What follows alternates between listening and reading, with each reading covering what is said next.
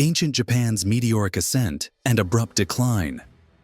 Like Russia, Japan embarked on a path of unification, swiftly growing in strength beyond the dominant spheres of influence of the West, Ming China, the Ottoman, and Mogul empires. Seizing the opportunity, Japan leveraged its strategic location and trading prowess to attain global preeminence.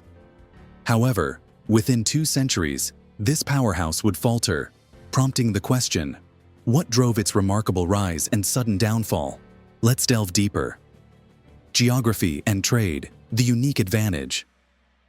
Similar to Britain, its unique geography endowed Japan with a prized strategic asset. Its island location provided protection from overland invasion, unlike China. While Japan borrowed heavily from the older civilization, its power structure differed significantly, with feudal lordships holding sway and the emperor serving as a figurehead. The turbulent era of Japan. Warlords, Europeans, and conquests. In feudal Japan, a tumultuous era of rival clans, dubbed the Age of Warring, erupted in the 14th century, shattering the nation's centralized governance.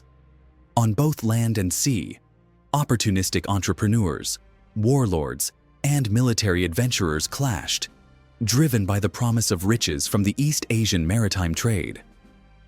This power vacuum led to a breakdown in the hierarchical master-servant relationship, allowing individuals from humble backgrounds to forge their own paths as warriors, even ascending to the esteemed rank of Sengoku daimyo. The most remarkable rise to power is that of Toyotomi Hideyoshi, who transformed from a lowly peasant to a powerful samurai, Sengoku daimyo, and eventually imperial regent. Meanwhile, Japanese pirates pillaged the coasts of China and Korea, while others enthusiastically traded with Western visitors, embracing the influx of European goods and Christian missions. In this vibrant scene, a tumultuous era of transformation was about to unfold. As observed globally, influence converged upon individuals or factions that wielded the resources to mobilize a formidable force equipped with cannons and a substantial infantry. In this context, authority became consolidated under the powerful warlord Hideyoshi, whose ambitions drove him to attempt the invasion of Korea twice. The 2 Japanese invasions of Korea, dubbed the Imjin Wars, 1592 to 1598 AD, saw Toyotomi Hideyoshi, the Japanese military commander, materialize his long-cherished plan to conquer China via Korea. The initial invasion was eventually thwarted in 1593 AD by the concerted efforts of Admiral Yi Sun-sin's naval forces, the Ming Chinese Land Army, and well-coordinated local rebels. Following protracted but unsuccessful peace negotiations, Hideyoshi launched a second, less successful invasion, and after his demise in 1598, the Japanese forces withdrew. This failure paved the way for the emergence of the Tokugawa clan, led by Ieyasu, which consolidated power, establishing an unshakable centralized rule. Tokugawa Japan's era of isolation, suppression of Christianity and foreign influence, and its profound legacy. In many ways, Tokugawa Japan paralleled the rising powers of Europe in the preceding century. This period, 1603 to 1867, was marked by domestic tranquility, political stability, and economic prosperity under the military dictatorship founded by the illustrious Tokugawa Ieyasu. Through strategic alliances and calculated control, Ieyasu maintained dominance over the entire nation.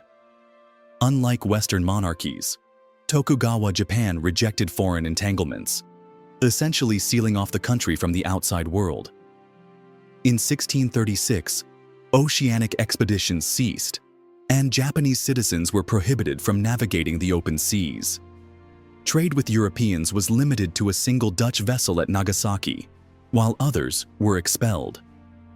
Notably, Christianity was brutally eradicated, with both foreign and native converts mercilessly executed at the shogunate's decree. Behind the draconian measures lay a singular obsession: the Tokugawa clan's relentless pursuit of absolute dominance. Foreigners and Christians were deemed potential agitators, but so were the rival daimyos. Hence, they were forced to spend half the year in the capital, with their families held as de facto hostages during their 6-month sojourn on their estates. This imposed homogeneity didn't stifle economic growth, nor did it hinder remarkable artistic breakthroughs. A burgeoning population, thriving trade, and the increasing use of cash propelled merchants and bankers more influential.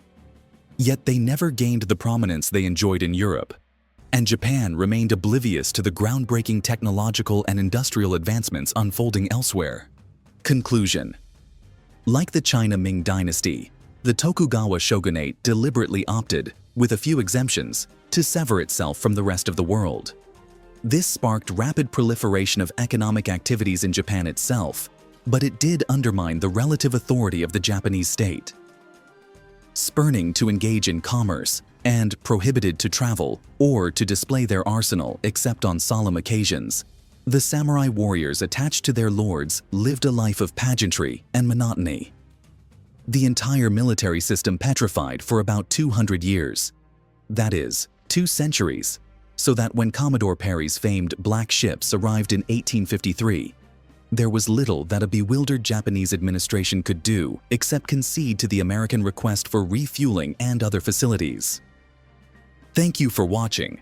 Please like and share this video. Kindly subscribe for more intriguing videos. Lessons untold. Relax, review, reflect.